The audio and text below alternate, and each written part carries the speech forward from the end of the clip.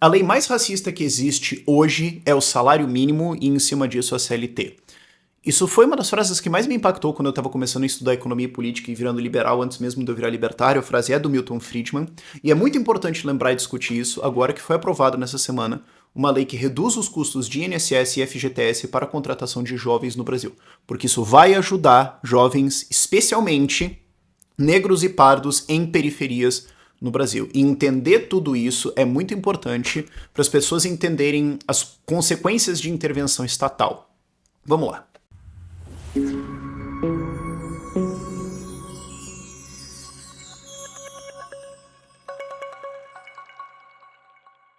Qual é a lei? Ela reduz o FGTS de 8% para alguma coisa entre 2% e 6%, dependendo se quem está contratando é microempresa ou uma empresa de médio porte, e reduz o INSS de 20% para 10% quando você está contratando um jovem. Os dois é para jovens largamente definidos de 18 a 24 anos de idade.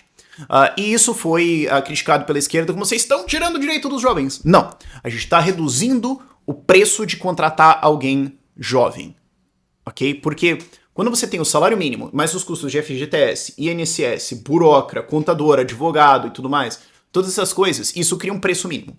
E isso cria uma situação que é o seguinte: se você não consegue valer a pena, se você não consegue produzir isso aqui para alguém que pode te contratar, você quase certamente está excluído da economia formal pro resto da sua vida e condenado a viver perifericamente separado de os centros econômicos principais, e isso condena a sua família e os seus filhos e separa quase insuperavelmente o Brasil em dois. Tem várias outras leis que criam isso, eu consigo pensar em algumas dezenas, se eu sentasse para pensar por algumas horas, provavelmente pensaria em centenas de leis que causam isso. Então eu não estou dizendo aqui que a aprovação dessa lei vai resolver esse problema, mas mitiga? Mitiga. Vamos entender. Vale lembrar, isso aqui foi um pedaço da carteira de trabalho verde e amarelo lá do Bolsonaro, que foi trazida de volta agora. A relatora foi a Adriana, deputada federal do Novo aqui de São Paulo, então por isso que isso acabou caindo na minha frente. Eu não tenho prestado tanta atenção no que está acontecendo em Brasília agora, porque eu estou muito carregado no meu trabalho do Novo. Então vocês devem ter notado isso em menos vídeos e tudo mais, mas tem o Instituto Livre Mercado que eu ajudei a fundar lá fazendo isso, então eu considero que, tipo, tá lá, os caras estão fazendo um trabalho muito melhor que eu, eu não preciso ficar... Enfim, mas foi trazido isso de volta, e isso traz toda essa discussão, e eu acho que o importante aqui é, primeiro, explicar para as pessoas que não entendem de economia e política o valor disso, mas segundo, explicar para vocês, liberais e libertários, que não entendem que existem duas sociedades no Brasil e o tamanho da separação delas, que isso existe. Então vamos do básico. O que a gente quer dizer com esse preço? Esse é o salário mínimo, mais FGTS, mais INSS, etc, etc. Essa lei reduz esses custos em cima, o que torna esse jovem mais competitivo. E o que muita gente não entende é que quando você coloca todos esses encargos em cima, todos esses custos em cima, você não está tornando as pessoas mais ricas, você não está melhorando a educação, que já é uma porcaria e não vai melhorar, porque se fosse melhorar já teria melhorado. Você não está melhorando as condições de ninguém. Você só está subindo a barra. Se você chegar numa prova de matemática e falar a média não é mais 7, agora é 9, quem está fazendo a prova não vai ficar mais inteligente, você só vai aumentar o número de reprovados. É isso que está acontecendo aqui. E isso desproporcionalmente vai pegar jovens, negros e pardos de periferia, especialmente mulheres. Por quê? Vale lembrar aqui, primeiro, aos dados. O desemprego entre jovens de 18 a 24 anos é de 18%, dobro do desemprego normal. E o desemprego entre 14 e 17 anos de idade é 32%. Note, a definição de desemprego não é não está fazendo nada ou não tem um trabalho. É eu quero achar um emprego e não consigo. Então vamos pensar o seguinte: se você tem 14 a 17 anos e você está tentando procurar um emprego, quase certamente é porque a sua família está numa condição muito difícil e você está tentando arranjar alguma coisa para botar comida na mesa. Quase certamente esse jovem que está procurando esse emprego mora em uma região periférica. A probabilidade dele ser negro ou pardo é muito alta.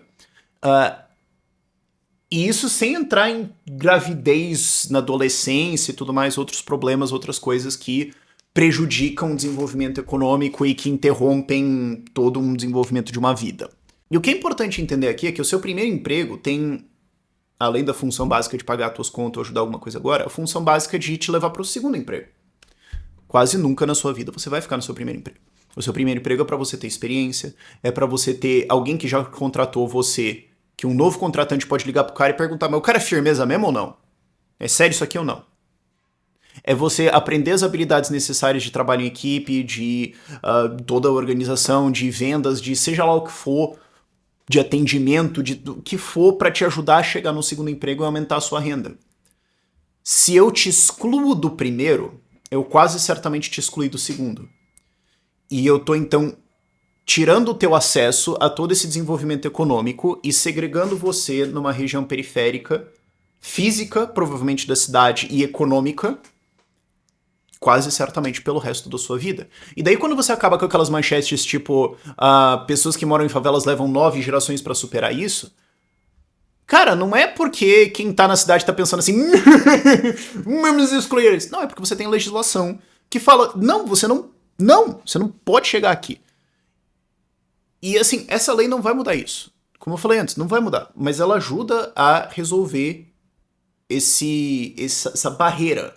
O que me leva à existência dessa barreira. Isso é uma coisa que gente liberal e libertária parece que não entende. Ou assim, sabe que existe, mas não imagina o tamanho, cara. Vamos lá. Quem tá na periferia, quem tá especialmente numa favela, que vai tentar competir no emprego, ele quase certamente não teve acesso a uma educação decente. Existe inclusive uma alta possibilidade de que ele não terminou essa educação, que ele teve que largar mais cedo pra ir trabalhar pra fazer alguma coisa, ok? Mas mesmo que tenha terminado, qual que é a qualidade que ele recebeu? Qual que foi a qualidade dessa educação? Provavelmente muito baixa, porque né, era o Estado que tem que dar a educação. Cobrou imposto todo mundo, de cada R$3 no Brasil, um é roubado em imposto pelo governo, seja federal, estadual, municipal. A educação do cara não foi cumprida. Beleza, então já temos a primeira falha de Estado aqui. E provavelmente não teve uma educação muito boa. Então ele vai competir de igual para igual quando ele tentar um primeiro emprego com 50 pessoas tentando a vaga, com quem teve um ensino fundamental e médio. Eu não tô dizendo nem escola privada, eu tô dizendo numa região mais central. Não vai competir de igual para igual. Violência. Essa pessoa cresceu vendo violência da porta para fora e da porta para dentro. E não tô dizendo que toda favela é violenta, obviamente isso não é o caso, mas muitas regiões periféricas são, e na média são mais violentas do que regiões centrais, ok? E não só ele viu isso da porta para fora, da porta para dentro. De cada 4 mulheres acima de 16 anos no Brasil, nos últimos 12 meses, uma foi vítima de violência. Quase certamente doméstica. Quando você vai para baixa renda, isso dobra. Então existe uma chance de 50% de que no último ano, esse jovem viu a mãe apanhando em casa. E a probabilidade é muito maior que ao longo da vida dele ele tenha visto isso acontecendo. E violência vai impactar o seu desenvolvimento cognitivo, como o seu cérebro é formado. Outra coisa que impacta o desenvolvimento é o saneamento. 100 milhões de pessoas no Brasil não tinham acesso ao saneamento até 2019, que é quando essa estatística existe. Portanto, que é por isso que existe o novo marco de saneamento que o Lula trabalha tanto para destruir. Quando você não tem acesso ao saneamento, a chance de você ter doenças ou diarreia ao longo da sua vida sobe muito. E isso vai impactar a sua nutrição e vai impactar o seu desenvolvimento cognitivo. Então, quem vem dessas regiões vai competir de igual para igual numa vaga de primeiro emprego, especialmente num desemprego alto como o Brasil, onde tem várias pessoas... Não vai. Então, quanto mais você sobe o preço, quanto mais você sobe o custo de contratar essa pessoa, mais você está excluindo. E mais ele vai ficar nessa região. E mais os filhos dele vão crescer nessa região e nessa realidade. Porque o Estado não vai melhorar a educação, não vai melhorar a segurança e não vai botar saneamento lá. Isso não vai acontecer. O Estado não vai fazer isso. Se fosse fazer, já teria feito. Eu não preciso nem entrar no argumento teórico. E depois entram várias outras coisas, tipo... Essa região provavelmente nem é pavimentada. Se for numa favela, certamente não é. Se for numa região periférica, talvez seja, mas talvez não seja. Então, vamos lá. Digamos que choveu no dia da entrevista de emprego. O cara vai chegar na entrevista com lama na roupa, no sapato, na roupa. Se ele tá vindo de algum lugar que não tem saneamento, provavelmente ele vai chegar com um cheiro não muito agradável. Mesmo que tome banho, cara, vá pra uma região dessas e sinta o cheiro, cara. É uma experiência, sabe? E depois você tem uma porrada de outros impactos psicológicos nisso. Que assim... Eu fico assustado que tem gente que é libertária que acha que isso é frescura. Mas assim, alguém que vem de uma região dessas, ele pensa menos dele. Ele não tem a mesma autoconfiança Ele não tem a mesmo bora que alguém que tá competindo nessas outras vagas, porque ele já chega sabendo que tem todas essas outras coisas e fala, cara, qual que é a chance, né, mano? Isso tem um impacto e tem várias outras coisas em cima disso. E isso cria essa separação que existe de Brasil entre quem tá em regiões centrais e quem tá em regiões periféricas. Não é só uma questão de, o transporte, não sei o que, não sei o que.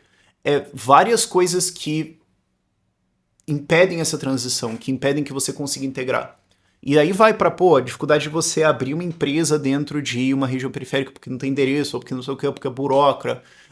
Tem coisas de contratação, tem coisas de zoneamento, tem coisas de... Cara, dá pra gente ir muito longo. Mas o ponto é que essa separação existe. Tá tendo uma obra aqui do lado, se vazar barulho é isso. Desculpa, tá? Mas esse é um dos motivos de por que a esquerda vence no Brasil. Porque eles falam que isso existe. Porque o discurso deles é, existem duas sociedades, existem dois grupos, quem explora e quem é explorado. Tá errado? Tá tudo errado. Esquece. Agora, quando eles só falam isso assim, não, porque tem a Casa Grande e a Senzala, quando eles falam isso, e você olha pro Brasil, você vê essa separação, você olha e fala, mano, esse cara tem um ponto.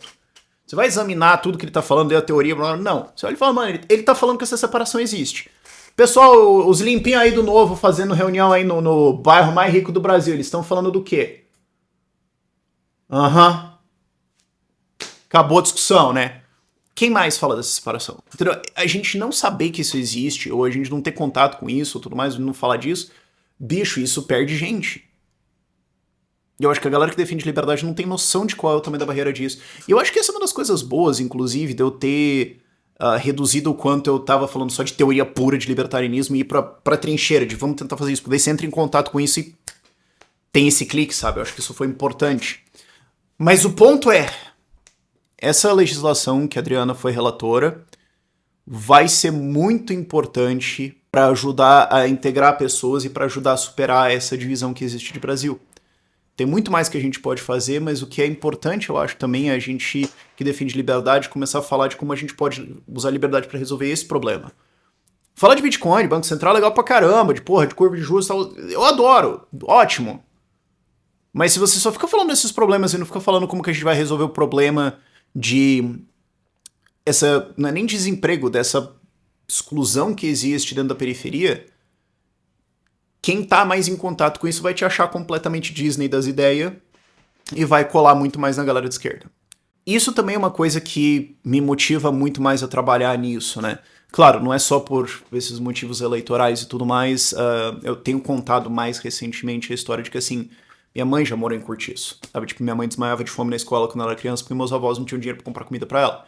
Então, assim, a minha família conseguiu escapar porque a minha mãe teve... várias coisas alinharam ali e conseguiu, né?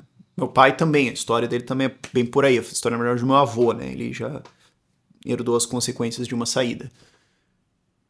Mas, assim, quando eu olho pra essas situações, eu fico pensando, cara, quando eu olho pra essas periferias, eu fico pensando, cara, a mãe de alguém tá aí, cara. E a gente pode resolver isso. A gente que defende liberdade pode resolver isso. Eu acho que esse que é uma coisa, assim, que... quando eu falo, parece que a galera esqueceu que isso existe. Eu acho isso um pouco meio pancada das ideias, assim. A gente que defende capitalismo, que tem a capacidade de fazer as reformas pra transformar isso e resolver esse problema. Porque a esquerda não vai. Lula teve uma porrada de mandato e dos posts dele não resolveu nada. A esquerda não resolveu nada. O monte de prefeito não resolveu nada. A gente pode pegar esse problema e resolver. E além do fato de que você está beneficiando dezenas de milhões de pessoas disso, que é o principal, pensa o quanto isso ecoa na cabeça das pessoas, se você vai resolver um problema desses. Porque você tá provando, cara, é a gente que resolve. O meu ponto maior aqui, além de explicar essa coisa de economia toda, é falar com essa galera aqui que me assiste e falar assim, entendam que o socialismo cola porque eles falam disso. E eles têm essa vantagem por abordar o tema, mas eles não resolvem. A gente também precisa falar disso, que ajuda, mas se a gente resolve isso, a gente tira o argumento dos caras completamente. Por isso que é importante abordar essas pautas, né, como por exemplo essa reforma trabalhista aí, por isso que é importante abordar todas essas outras pautas de como desenvolver e integrar essas periferias e favelas do Brasil. E eu sinto que isso é muito mais, assim, Eu, pessoalmente, me empolgo muito mais em resolver esse problema concreto do que ficar afundando em livros extremamente teóricos de como é que a gente... coisas de ancapismo e tudo mais, que eu gosto deles. Sim, eu não tô dizendo que eu não gosto. Mas estou dizendo que o que moveu essa minha mudança ao longo dos últimos anos, que curiosamente muita gente reclama, foi esse drive na minha cabeça. Então eu só queria terminar com essa reflexão, deixar vocês pensando. E se você quiser ajudar a resolver isso também, se filie no novo, link tá na descrição. Por esse vídeo é isso.